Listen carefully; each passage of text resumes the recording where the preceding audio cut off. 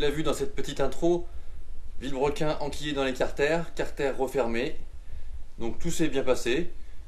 Donc voilà, j'avais préparé un petit peu les carters avant, bien examiné tout comment il fallait faire. Voilà, donc je sais que ces carters font pas mal couler d'encre et de discussions sur YouTube notamment, et ne font pas l'unanimité. Moi je les trouve pas si mal, et je vais t'expliquer pourquoi, et je vais t'expliquer ce que j'ai fait dessus pour les monter.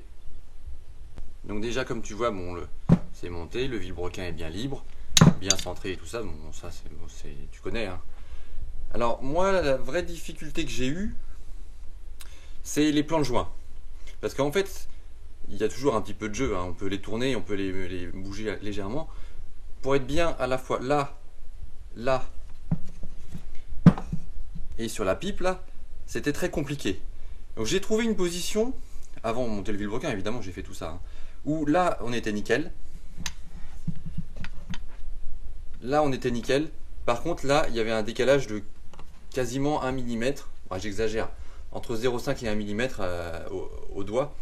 Donc j'ai entrepris j'ai poncé là, donc j'ai 280 d'abord et ensuite au 500 avec de l'huile. Donc voilà, les plans de joint sont nickel. Donc l'autre difficulté, on va pas voir parce que j'ai pas mis les goujons, je les avais mis à blanc. Ça, je m'en étais aperçu avant moi. J'avais monté le cylindre comme ça, et si tu vas voir la vidéo de Vince Moped, il explique ça très bien.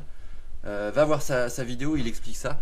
Moi je m'en étais aperçu il y a quelques semaines déjà, et en fait, voilà, si tu les montes tel quel, le cylindre il lève comme ça.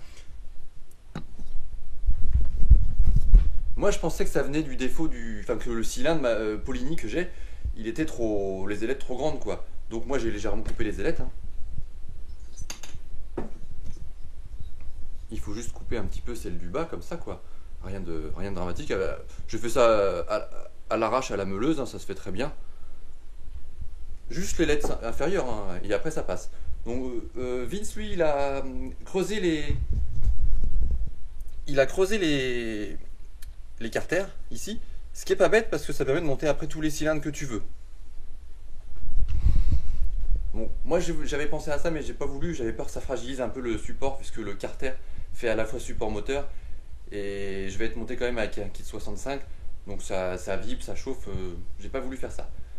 Donc voilà. Autrement, les carters, moi je les trouve pas si mal parce qu'il faut te dire une chose, c'est que tu peux les monter tels quels. Donc les carters ils coûtent 80 balles chez Mir 35. Ensuite, donc là, tu as quand même carter, tu as la pipe, tu as les clapets. Les clapets ils ont l'air d'être en pression 3D. Je trouve qu'ils vont faire le taf, je pense. Il faudra faire peut-être attention au serrage pour pas que ça se déforme. Peut-être exceptionnellement je mettrai un petit peu de pâte à joint.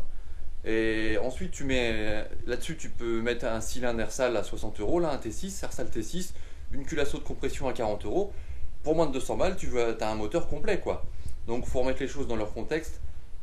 Certes, il y a un peu de travail d'adaptation sur les carters, mais bon, tu peux te faire une config moteur qui watt pour 200 balles quoi. Donc je trouve que ça va. Donc là, dans la suite de la vidéo, là en off, je vais monter les goujons. Hein, je vais pas te faire filmer monter les goujons, hein, la technique d'écrou contre écrou, tu connais.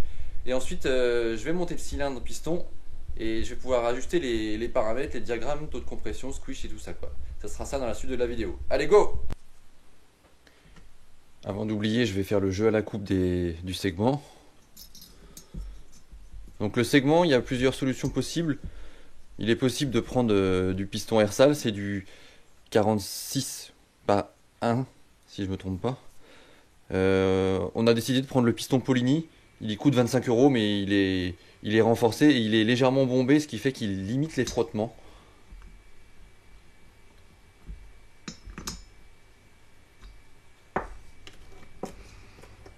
À l'œil, moi je dis 0,20.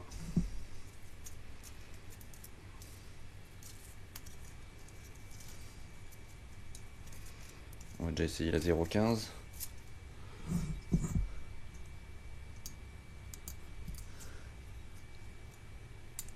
La 0,15 passe, à mon avis. À 0,20.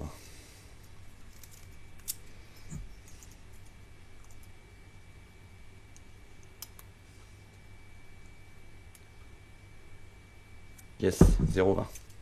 Parfait. Sur Kit 70, moi je mets toujours 0,20. Laisser un petit peu de marge. On est bien, parfait. C'est parti pour le montage de tout ça. Donc hors caméra, j'ai fait mes plans de joint moi. Bien les plans de joint partout. Nettoyage du piston. J'ai poli la calotte du piston. Sans insister trop, hein, c'est juste pour éviter que ça s'accalamine trop pour le prochain démontage. Culasse pareil, un petit coup de haute au sol pour polir la culasse. Plan de joint nickel. Voilà, il n'y a plus qu'à monter tout ça maintenant.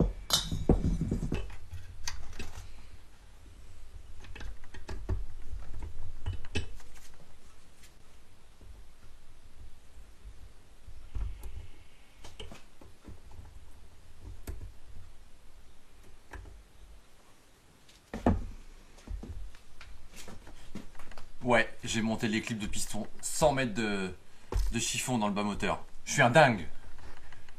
Bon voilà, piston monté. J'ai dû chauffer un peu parce que l'axe il n'arrivait pas à rentrer dans le piston. Donc j'ai chauffé légèrement le piston au décapeur thermique. C'est pour ça que je me suis un peu brûlé les pattes, même avec mes gants. Parce que je l'ai bien chauffé. Donc voilà, là, il a un peu refroidi. Voilà, il est libre. Les clips de piston sont montés. Le segment. Là, ce que je vais faire, je vais monter le cylindre avec un joint d'embase, juste pour l'instant, pour voir. Le but, c'est déjà de découvrir complètement les lumières. Et ensuite, j'ajusterai avec des cales et je mesurerai les diagrammes. C'est parti.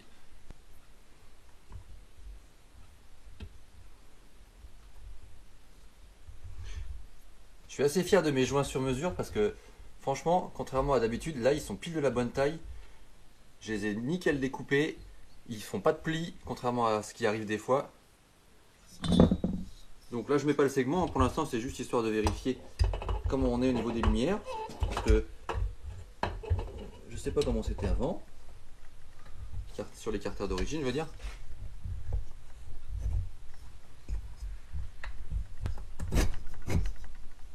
Voilà. Tac. Ah oui, là, il va falloir le caler. Est-ce que tu vois? Je sais pas si tu vois, mais il dépasse de la culasse. Donc il faut forcément le caler. Je vais mesurer de combien.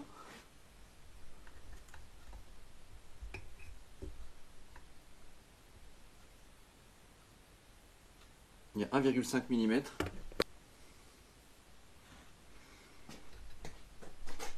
Je vais mettre la cale de 1 et je mesurerai le squish déjà, on verra.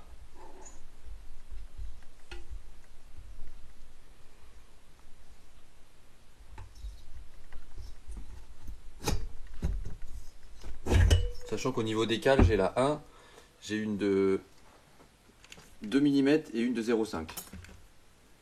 Et le joint qui fait aussi une épaisseur.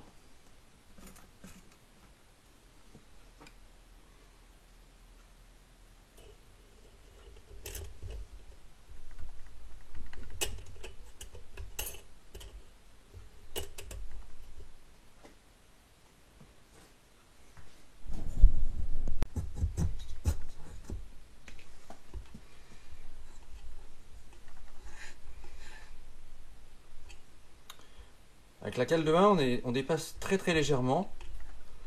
Ça me semble pas mal.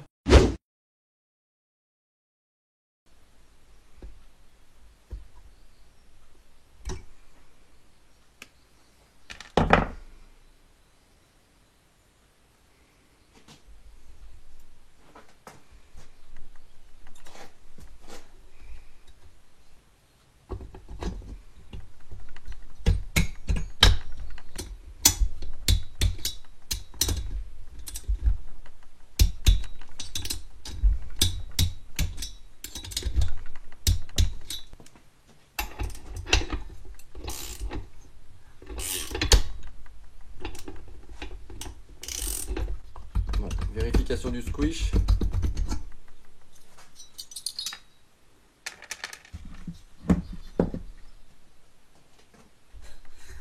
Je te le fais en live. Il m'a l'air pas mal du tout. Bien, une belle forme.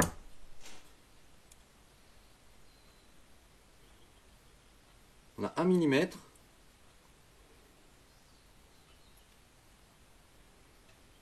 Et 0,9 de l'autre côté.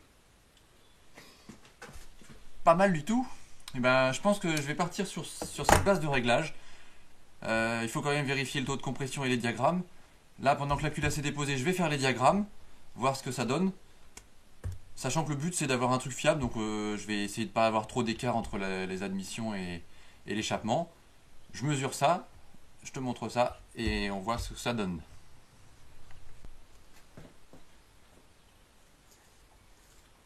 Tac. Bon, c'est parti pour les diagrammes. Je commence par l'admission à l'arrière.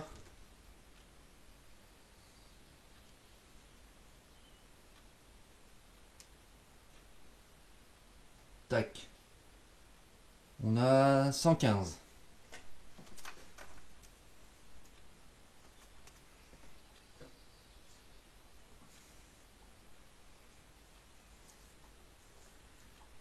J'attaque les latéraux.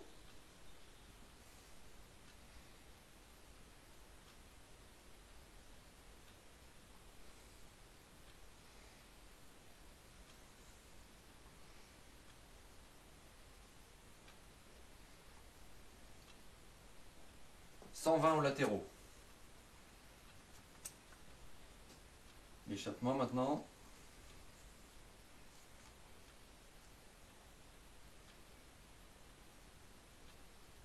Il est bien fermé.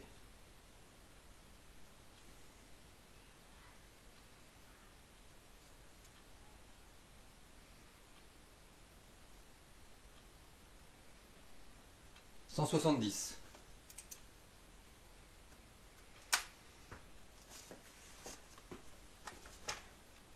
Si on me voit bien. Donc 115 à l'admission, 120 aux latéraux, 170 à l'échappement. Ça fait un écart de 50 entre les latéraux et l'échappement. Moi ça me semble des très bonnes valeurs. Sans être trop extrême, mais un truc qui devrait bien marcher. Taux de compression.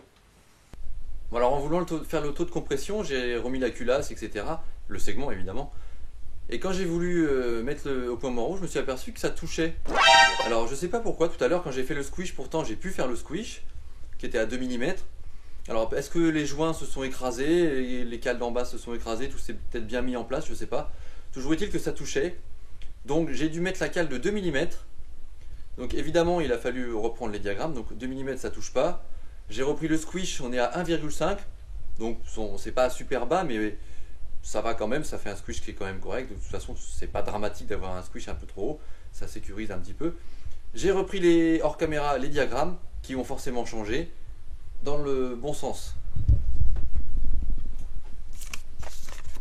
Donc les diagrammes, ça c'est les nouveaux. Donc on est à 120 degrés à l'admission, aux latéraux on est à 130 et l'échappement on est à 175. Donc ça fait des diagrammes qui vont être un peu rehaussés sans être non plus trop extrêmes, donc c'est pas mal. La cale de 2 mm, ça va. Le taux de compression, je viens de le mesurer à l'instant. J'ai mis dans ma seringue, j'ai mis 8 ml. Donc je vais le calculer tout de suite. Donc voilà, je vais le calculer en live. Donc on est à 8 au point mort haut. Donc la bougie culot court 2,4. Donc 8 moins 2,4, ça nous fait 5,6. Donc la formule 5,6 plus donc les 65 cc du kit Poligny W divisé par 5,6. T'as vu, j'utilise des super papiers au Speed Road Garage. On utilise des papiers dégueulasses pour faire les formules. Donc je te le fais en live. 5,6 plus 65 cc égale 70,6 que l'on divise par 5,6. On obtient un taux de compression qui est pas mal de 12,6.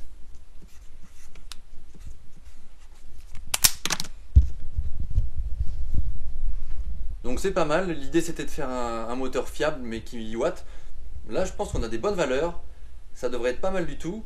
Là hors caméra je vais redémonter la culasse. Je vais recuire le joint de culasse en cuivre. Parce que moi je mets des joints de culasse en cuivre de l'atelier de la vigne.